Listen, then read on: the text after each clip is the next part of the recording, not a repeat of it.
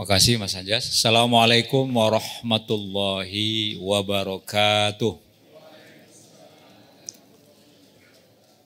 Alhamdulillahilladzi hadana li hadza wa ma kunna linahtadiya laula an hadanallah.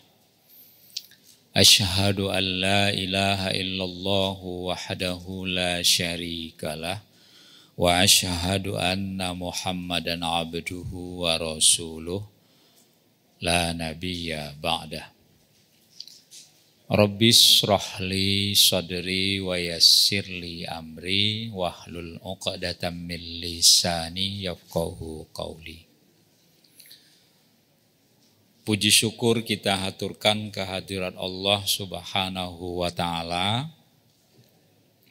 karena atas izin dan rahmatnya kita bisa hadir bersama-sama di Masjid Jenderal Sudirman ini dalam keadaan sehat walafiat. Baru saja kita melaksanakan sholat fardu maghrib berjamaah. Harapan doa kita semua, semoga amal ibadah yang kita lakukan senantiasa diterima dan mendapatkan pahala yang berlipat ganda dari Allah Subhanahu wa ta'ala. Sholawat dan salam tak lupa pula kita haturkan kepada junjungan kita Nabiullah, Nabi Agung, Nabi Muhammad sallallahu alaihi wasallam. Kita teladani akhlak beliau, kita jadikan beliau sebagai uswatun hasanah. Kita praktekkan perilaku beliau yang beliau tunjukkan kepada kita melalui hadis dan sunnahnya. Semoga kita ini semua nanti adalah orang-orang yang mendapatkan syafaat atau pertolongan beliau di yaumil akhir. Amin ya rabbal alamin. Jemaah salat maghrib dan isya yang dirahmati Allah, sebagaimana yang sudah disampaikan tadi oleh pembawa acara, kita akan membahas judul yaitu rahasia hidup tenang. Ya. Jadi kalau sederhananya kita dalam hidup ini menginginkan hidup yang tenang. Tidak ada orang yang punya keinginan hidupnya susah, hidupnya gelisah, hidupnya takut, hidupnya khawatir, ya. Dan tidak tahu arah, tentu tidak ingin seperti itu. Karena yang kita ingin lakukan dan nikmati hidup itu ya hidup yang tenang. Ya. Siapapun itu. Karena ketenangan itulah yang membuat kita bisa melakukan sesuatu itu dengan baik. Bapak Ibu, kalau sekarang lagi ada pikiran yang memberatkan pikiran Ibu Bapak, apakah itu persoalan anaknya atau persoalan penyakit yang didiagnos oleh dokter mengejutkan kita, lalu kepikiran terus, biasanya hati kita tidak tenang. Ya. Bapak Ibu mungkin bukan kita lah, orang lah misalnya. Kalau kita insya Allah tidak. Seseorang yang di luar rumahnya atau di rumahnya ketemu sama orang yang pernah meminjamkan uang. Lalu pas ketemu orang itu bilang, Pak kok sudah lewat tanggalnya, kok belum dilunasi, belum dibayari. Kita udah mikir, waduh belum ada uang untuk menggantinya atau mengembalikannya. Dan di belakang ucapan orang itu atau kalimatnya, tolong ya Pak dibayarin, kalau enggak nanti bisa panjang perkaranya gitu kan. Itu sudah bikin kita tidak tenang. Ya. Jadi baik pikiran maupun hati itu yang bisa membuat kita tidak tenang itu. Jadi ada pikiran dan pada hati kita. Maka bagaimana caranya? Nah, ini nanti kita menjadikan pikiran dan hidup kita tenang itu. Nah, ini di Islam itu memberikan solusinya kepada kita. Caranya hidup tenang itu untuk meraihnya seperti apa? Apa rahasianya?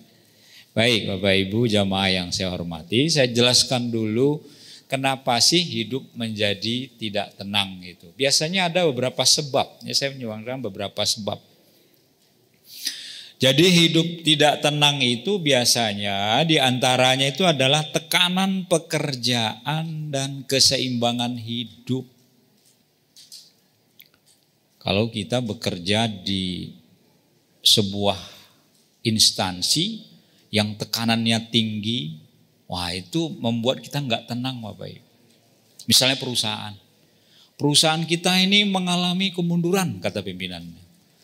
Teman-teman diharapkan nanti semangat ya meningkatkan kinerjanya biar perusahaan kita itu bisa maksimal. Tidak seperti tahun yang sudah, harus ada peningkatan. Apalagi kalau sudah menunjuk, Bapak tugas Bapak itu kerjakan dengan baik. Ibu tugas Ibu itu kerjakan dengan baik. Capai targetnya, jangan sampai tidak. Apalagi kalau dikata-kata di belakangnya ada, kalau tidak nanti akan ada sanksi atau ada penurunan atau pemotongan gaji. Itu udah nggak bikin tenang tuh Pak. Ya, keseimbangan hidup juga begitu. Kehidupan kita lebih besar pengeluaran daripada pemasukan atau pendapatan. Ini pikiran ini. Anak kuliah misalnya kan. Terus yang kecil masuk sekolah gitu. Biaya nanti untuk daftar segala macamnya. Biaya untuk anak kita kuliah. Mana kuliahnya nggak di Jogja lagi, merantau, mikirkan kosnya lagi. Di sana nanti dia biar berkendara tidak naik bus, naik motor, kita belikan motor, kepikiran. Nah biasanya itu penyebab yang pertama itu tekanan karena pekerjaan tuntutannya tinggi, ekspektasi dari pimpinan tinggi, sementara kita bekerja di situ rasanya kok pekerjaan kita belum maksimal dan merasa wah ini saya harus melakukan sesuatu, padahal kemampuan saya cuma seperti itu. Pikiran Bapak Ibu. Begitu juga dengan kehidupan kita. Banyak kebutuhan-kebutuhan, tetangga yang sebelah rumah kayaknya hidupnya biasa aja. Tapi dia punya mobil, kok yang sesak dadanya kita gitu kan. Repot ini kan. Loh kok dia udah beli mobil, perasaan rumah saya dengan rumah dia bagus rumah saya. Lalu kalau pikirannya nggak tenang, nah ya itu karena itu. Kenapa harus kita yang sesak? Mestinya kalau teman kita, tangga kita yang punya mobil kita ikut senang. Alhamdulillah. Lah ini apalagi kalau nanti istrinya manas-manas itu Pak, tangga mobilnya anyar. Oh dia kok isi motor gitu. Ya tekanan juga Pak. Ya. Yang kedua, hidup menjadi tidak tenang itu perbandingan strata hidup. Apa itu? Jangan kita membandingkan diri kita, status hidup kita dengan orang lain. Itu menjadi tekanan Pak. Kenapa si Anu itu hidupnya lebih hebat, lebih bagus, dia lebih sukses dari saya. Jangan dibandingkan gitu. Karena rezeki kita itu masing-masing. Tahu lagunya Farel mboten? Ojo dibanding ke. Nggak usah dibanding-bandingkan Pak. Termasuk rezeki kita, penghidupan kita. Nggak perlu dibandingkan. Apalagi kalau anak kita juga kita banding-bandingkan. Juga jangan. Kamu kok prestasimu cuma segini-gini aja. Itu lihat tetangga sebelah, sama dengan kamu sekolahnya. Kok dia selalu ranking, selalu dia berprestasi, nilainya bagus. Ibu bapaknya udah pamer-pamer anaknya begini, anaknya begitu. Nggak bisa itu dibanding-bandingkan. Mungkin dalam prestasi, kadang anak kita tuh nggak bagus prestasi akademiknya. Tapi nanti kemampuan lain yang dia miliki, yang tidak diukur dengan IPK kalau di perkuliahan itu ya, indeks prestasi kumulatif, itu bisa beda Pak. Saya melihat teman saya kalau ukurannya kaya ya, dia cuma tamat SMA tapi kaya raya Pak. Kalau kita ukurannya kaya loh. Tapi ada orang sekolah sudah tinggi, kemudian keturunan juga orang kaya, orang tuanya kaya dulunya, tapi malah sekarang hidupnya miskin gitu loh. Nah jadi kalau kita melihat ini, perbandingan hidup orang yang satu dengan lain itu beda, itu sangat manusiawi dan itu normal. Nah lalu poinnya bagaimana kita tentu harus berusaha bagaimana cara hidup kita itu biar lebih baik lagi tanpa harus membanding-bandingkan diri kita dengan orang lain. Karena pada hakikatnya kita itu tidak sama. Rezeki kita tidak sama, lahir kita juga enggak sama, meninggal kita juga enggak sama. Penghidupan kita tidak sama, penyakit yang diderita juga tidak mesti sama. Itu Bapak Ibu nggih. Itu yang kedua. Lalu yang ketiga, hidup tidak menjadi tenang itu karena kondisi keuangan yang tidak stabil. Wah, ini sama semua ini. Ini bikin tidak tenang ini. Apalagi di zaman sekarang. Iya kan? Ibu nanti ngomong, wah harga itu ndak ada yang turun di pasar tuh, yang ada hanya naik. Sembako naik. Tanya sama pedagang, loh Pak, Bu, kok harganya naik? Maaf Bu, tidak naik, cuma ganti rego. Iya kan? Apa yang murah sekarang Bapak Ibu? Sampai ada orang yang bilang gitu, sekarang aja yang mohon maaf, yang ndak bayar itu cuma buang angin Pak. Iya kan? Bapak mau pipis saja bayar Pak. Parkir ngambil duit, mahasiswa saya parkir di ATM. Udah di ATM di delok, transfernya belum masuk. Mana habis diminta parkir 2.000 gitu kan. Parkir, padahal motor cuma diparkir 1 menit aja gitu loh. Misalnya itu ya. Jadi maksud saya apa yang membuat kita itu tidak sulit dalam keuangan? Kita tuh sulit dalam keuangan itu biasa. Kenapa? Karena tantangan hidup yang kita lewati di kehidupan kita ini mesti ada. Coba kita lihat, berapa tahun yang lalu tantangan terberat yang kita lewati apa Bapak Ibu? Covid, ya kan? Kita bekerja susah. Sampai heran orang bilang, wah mau kerja di mana? Pemerintah melarang kita keluar dari rumah. Lah terus nyambut gawe piye? Anak istri mau makan lah, kita nggak boleh bekerja di luar, nggak boleh keluar. Lah kerjanya gimana? Kan persoalan kemarin itu ya.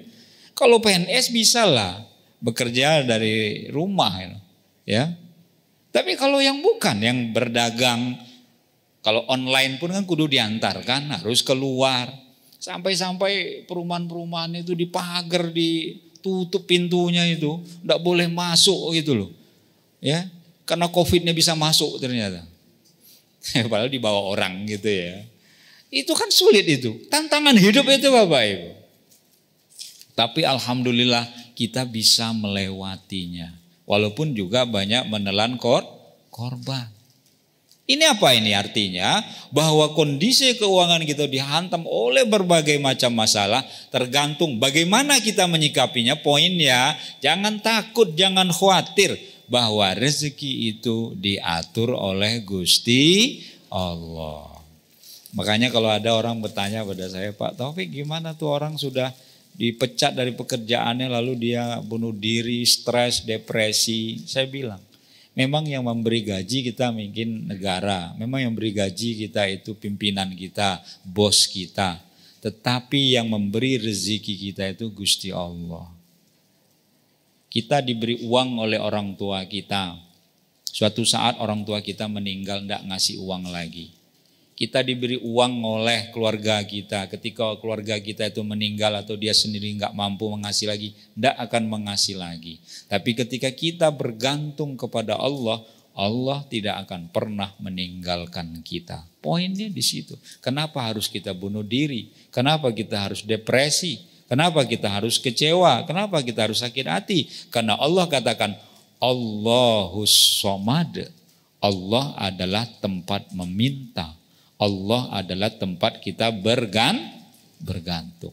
Poinnya di situ Bapak Ibu. Jadi kalau kita bermasalah dengan kondisi keuangan itu semuanya kita alami. Walaupun nanti beda. Ada orang yang susah banget gitu kan. Ada orang yang biasa-biasa saja. Tetapi yang namanya kondisi keuangan itu mesti dihadapi oleh setiap orang.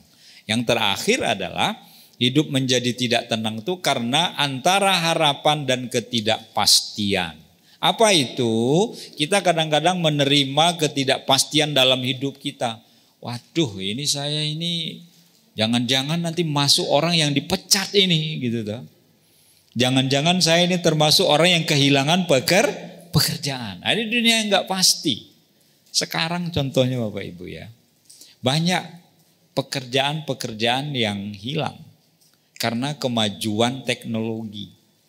Dulu kita naik pesawat itu banyak pekerja yang membantu kita yang terlibat dalam sebelum kita naik pesawat itu.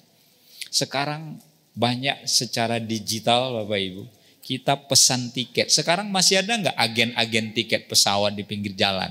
Dan nggak ada Bapak Ibu tahu? Dulu kan banyak ya.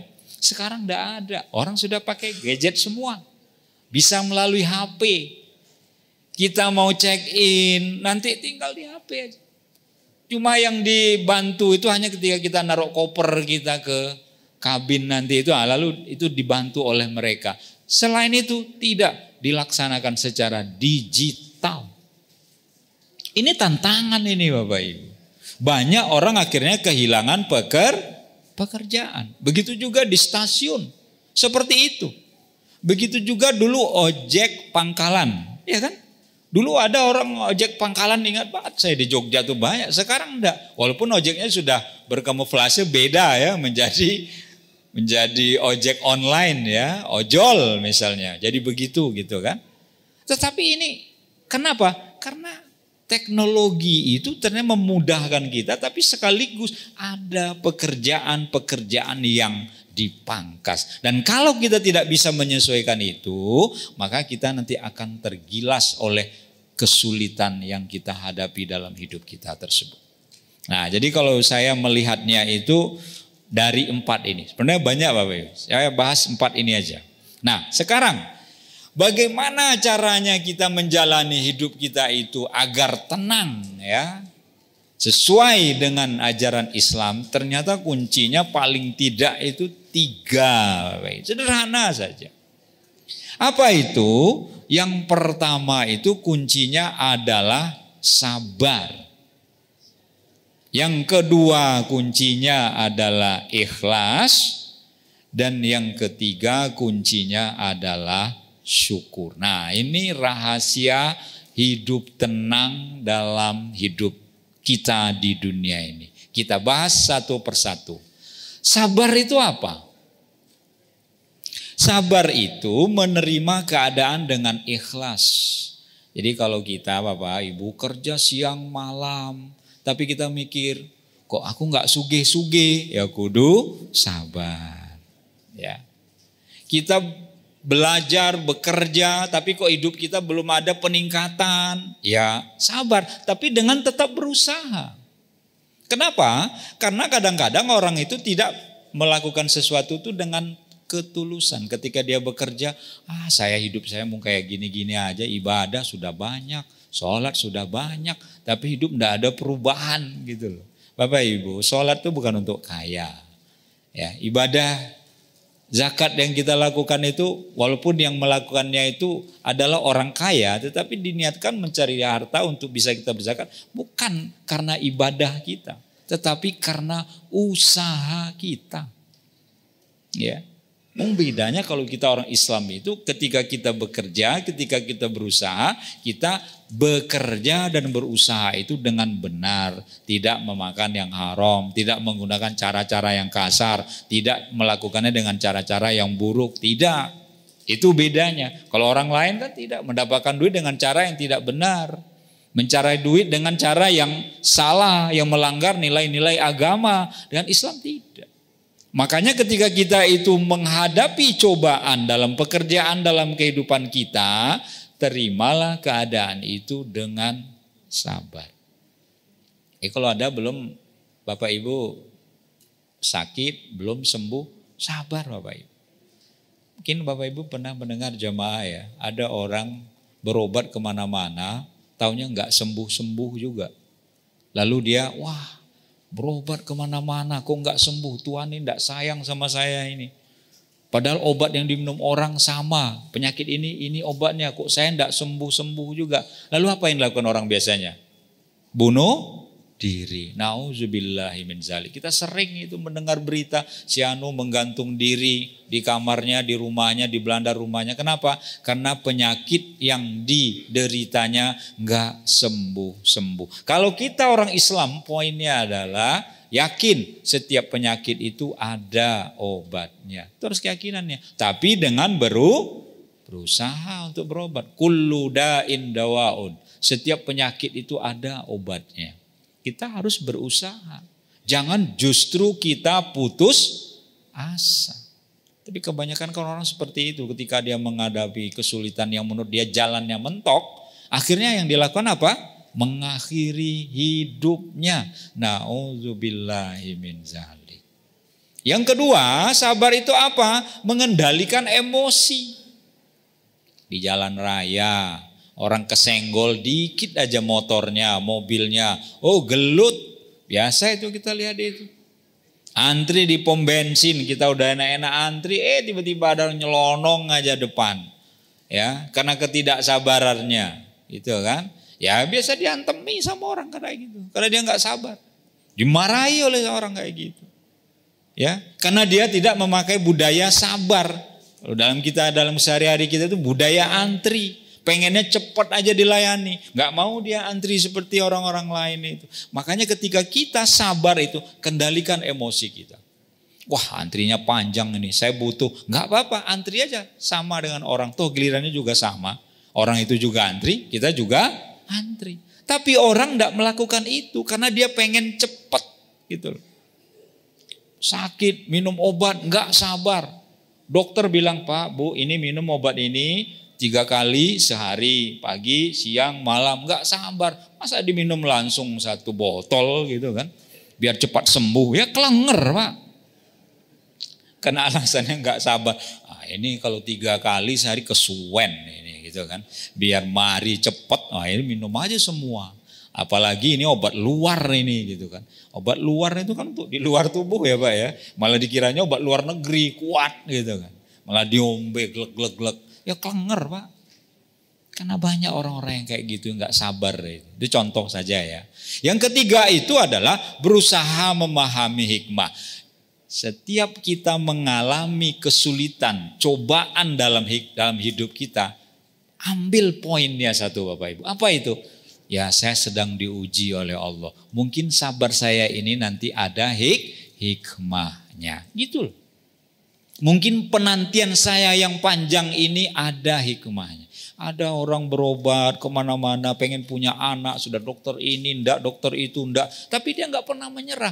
Akhirnya setelah sekian tahun dia berusaha. Banyak loh orang-orang yang seperti saya punya kawan itu ada yang 10 tahun baru punya anak Pak. Ya 10 tahun Ibu baru punya anak. Apa kata dia? Alhamdulillah ternyata dia Allah Gusti Allah memberikan saya memang pada waktu yang saya inginkan. Walaupun saya sudah lama menunggunya. Karena kita harus tahu bahwa rencana Allah itu lebih baik. Okay? Nah karena itulah Allah mengatakan dalam soal Baqarah ayat 53, ya ayyuhalladzina amanusta'inu bis-sabri was-shalah innallaha ma'as-sabirin. Ayo orang-orang yang beriman, ya, bersabarlah, jadikanlah sabar, jadikanlah sholat sebagai penolongmu. Sesungguhnya Allah beserta orang-orang yang sabar. Jadi kita jadikan sabar ini penolong kita Bapak Ibu, membuat kita tetap sabar menghadapi segala sesuatu, sehingga nanti akhirnya kita mendapatkan sesuatu yang baik atau berhappy ending ya, atau bahasa lainnya husnul khotimah. Itu sabar. Yang kedua, rahasia hidup tenang itu adalah ikhlas. Bagaimana ikhlas itu? Ikhlas itu menerima dengan hati yang tulus, tidak mengeluh dengan apa yang kita terima dan alami. Nah ini yang sekarang agak susah kita ini. Melihat orang-orang dengan tren gaya hidup yang tidak menerima kenyataan hidupnya. Apa yang saya maksud dengan tren sekarang itu? Oplas. Ibu tahu kan? Oplas ya? Operasi plastik. Jangan dikira plastik kresek loh Bapak Ibu. Kok ndak pipi ini kok dicubit kaya bunyi kresek gitu. Hidung ndak mancung, ndak bangir, dibikin bangir ya. Kemudian dagu nggak lancip, nggak runcing, dibikin runcing. Muka itu dipermak itu, wah berubah macam-macam udah Bapak Ibu. Ya, apakah nanti malaikat pencabut nyawa lupa wajah kita yang asli? Enggak, jangan khawatir. Bapak Ibu udah oplas berubah wajah kita itu, dia nggak bakal pangling. Yang pangling itu biasanya orang Indonesia yang berobat ke oplas ke Korea. Begitu dia mau kembali ke Indonesia, petugas imigrasinya nolak. Loh, wajahnya kok beda gitu kan? Kok datang hidungnya pesek, kok pulang hidungnya mancung gitu kan? Kok enggak sesuai lagi gitu kan? Kan ada sekarang itu di scan wajah gitu loh. Tapi untungnya enggak hanya pakai scan wajah Bu ya, pakai sidik jari. Nanti dicocokkan sidik jari. Tapi wajahnya sudah berubah Bapak Ibu. Merubah ciptaan Tuhan, tidak menerima kenyataan yang Allah berikan dengan tulus dan ikhlas. Nah maka Bapak Ibu kalau kita nggak merasa cantik, nggak merasa ganteng, nggak apa-apa. Kita tetap tulus ikhlas menerima. Kita tidak terlahir dari keluarga kaya, tulus ikhlas. Kenapa ayah saya nggak kaya, kenapa ibu saya nggak kaya, tulus ikhlas saja kita nerimanya. Ya, walaupun kita kaya turunan, kok saya malah nggak kaya, nah, salah dewe ya turunan ke-8. Jadi jadi nggak kelewatan ya Pak ya, nggak kaya gitu kan.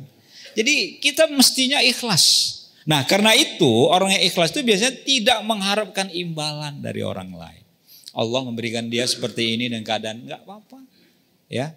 Tapi ketika orang misalnya ditolong dia nggak mau minta imbalan. Pak, Bu, ini dompet ibu ya gitu. Jatuh loh, lalu dikasih, oh iya ini dompet saya ini. Saya kasih tanda terima kasih. Oh enggak usah Bu, saya menolong murni. Ada orang jatuh, lalu kita tolong, lalu kita antar ke rumah sakit. Nomor kita dicatatnya dihubungi. Saya mau ke tempat Bapak, saya mau mengucapkan terima kasih Bapak telah nolong saya kemarin ngantar ke rumah sakit. Lalu kok enggak, itu sudah tugas saya membantu sesama orang Islam atau sesama manusia. Saya enggak minta bayaran, saya enggak pamrih. Ini ketulusan Bapak Ibu. Walaupun sekarang kita jarang menemukan itu. Walaupun juga masih banyak orang yang melakukannya. Bahwa orang menolong itu bukan karena pamrih. Tapi dia menolong itu niatnya adalah lillahi ta'ala. Nah jadi kalau kita lillahi ta'ala ikhlas itu insya Allah kita tuh enak Bapak Ibu. Kita diberi penghidupan seperti ini, kita ikhlas melakukan. Alhamdulillah, saya tidak iri dengan orang lain.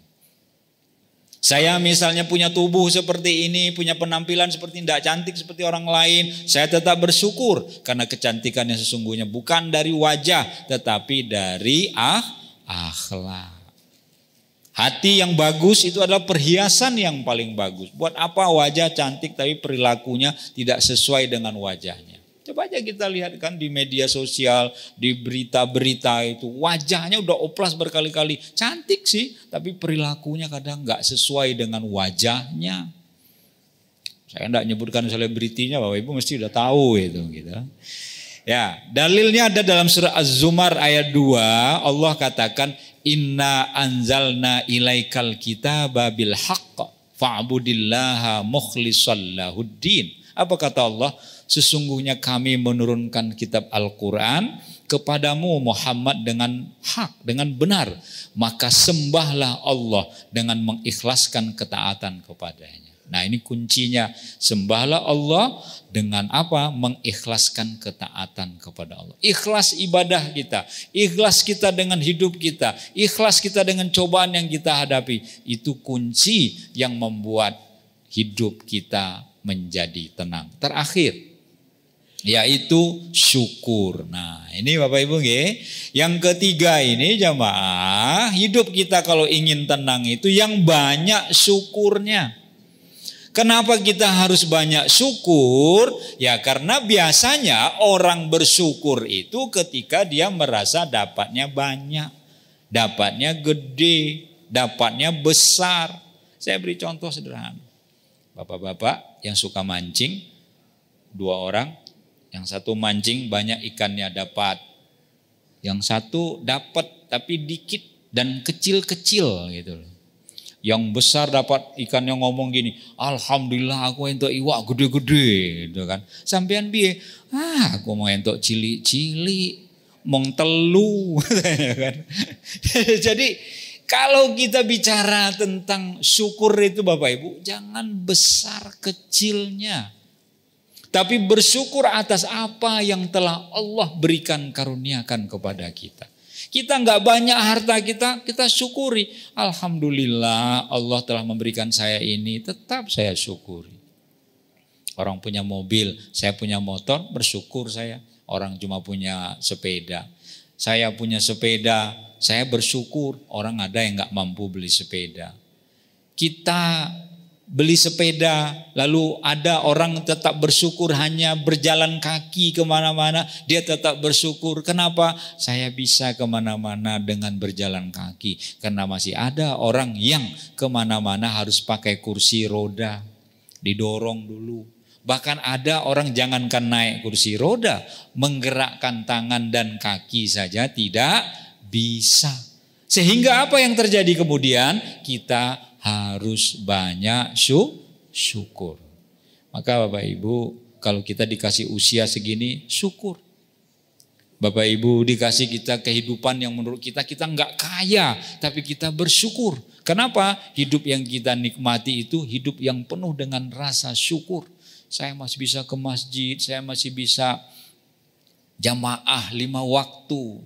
Ke Masjid Jenderal Sudirman, ada orang mau jamaah sih, tapi nggak kuat ke masjid. Kenapa? Kakinya udah nggak kuat jalan. Kenapa? Kena asam yang menutup badannya, asam aurat. Asam urat gitu kan. Jadi nggak bisa berdiri, duduk juga nggak bisa, kakinya bengkak, abu gitu. Jadi kita tuh tetap bersyukur. Kenapa kita harus banyak bersyukur itu? Karena Allah sendiri menjanjikan kepada kita, la in syakartum la azidannakum wa la in kafartum inna azabi lasyadid. Ibrahim ayat 7. Apa kata Allah? Kalau jika kalian bersyukur, nikmat itu aku tambah. Tapi kalau kalian kufur, azabku sangat pedih. Makanya Bapak Ibu, kalau ada orang yang enggak bisa bersyukur, enggak pandai bersyukur, gampang kok hilangnya hartanya itu. Dicuri orang lah. Ternyata harta itu didapatkan dengan tidak benar lah. Harta itu didapatkan dengan cara yang salah. Sehingga mudah dapatnya, mudah juga hilangnya. Tapi kalau kita bersyukur ketika harta yang kita miliki itu toh diambil oleh orang, kita berpikir enak aja. Oh mungkin saya kurang kurang sodako. Oh mungkin ya belum rezeki saya. Berarti yang rezeki saya yang ada di sekitar saya, yang ada di rumah saya. Kalau diambil orang ya berarti belum rezeki saya. Tapi jangan untuk pasangannya loh. Bojomu diambil orang, oh ya berarti belum rezeki saya. Berarti kita yang gak bisa merawat bojone sehingga diambil orang. Bapak Ibu yang saya hormati, makanya Allah mengingatkan kita dalam surah Ad-Duha juga ayat 11 Ad-Duha, Allah katakan wa amma bi ni'mati rabbika fahaddis.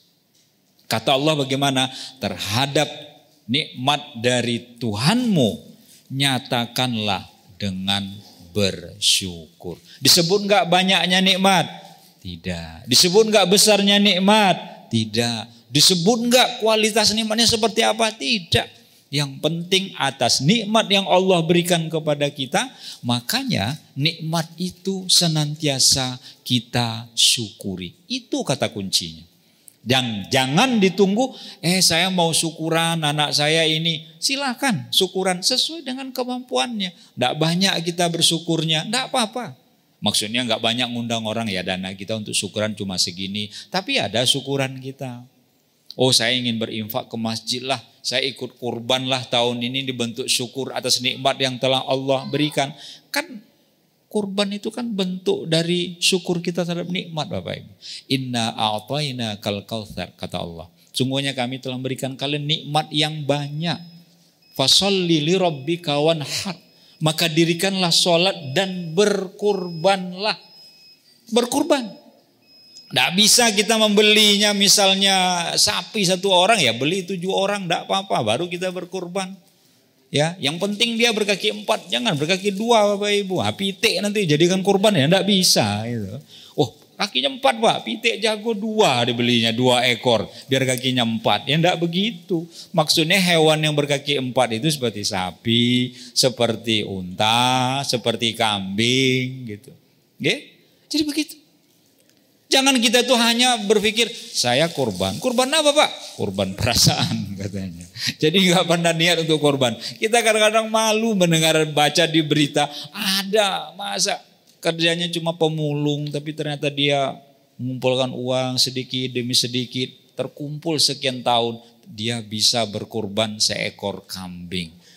Masa kita yang bapak-bapak misalnya rokoknya saja sehari 15.000 gitu kan.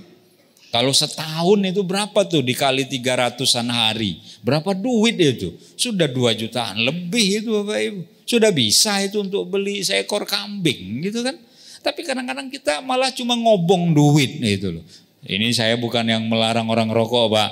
Merokok itu membunuh setan Pak konon katanya ya. Merokok itu membantu karyawan pabrik rokok. Merokok itu membantu petani tembakau. Ini sisi lainnya Pak. Makanya kalau NU mengatakan rokok itu tidak haram, Muhammadiyah mengatakan haram. Loh ada kancah saya kok, Muhammadiyah kok ngerokok. Sampai Muhammadiyah kok ngerokok. Urusan rokok maaf, saya ikut NU katanya. Jadi cari selamat Pak. Jadi kalau Bapak Muhammadiyah, tokoh Muhammadiyah ngerokok, khusus masalah rokok ikut NU gitu kan. Ada-ada aja gitu ya. Monggo sesuai mantap kita. Yang penting untuk kesehatan kita jaga sendiri dan kita yang paling tahu. Poin saya adalah, jadi dengan syukur, dengan ikhlas, dengan sabar, itulah yang menjadi kunci hidup tenang di dunia ini. Kalau itu bisa kita raih, insya Allah kita nanti itulah yang dipanggil oleh Allah. Ya ayyuhan nafsul mutmainnah. Hai jiwa yang tenang. Nah jiwa yang tenang inilah yang nanti dipanggil oleh Allah. Semoga nanti kita pada akhirnya menghadap Allah dalam keadaan husnul khotimah. Amin ya rabbal alamin. Kurang lebih mohon maaf. Wabillahi taufiq wal hidayah. Wassalamualaikum warahmatullahi wabarakatuh.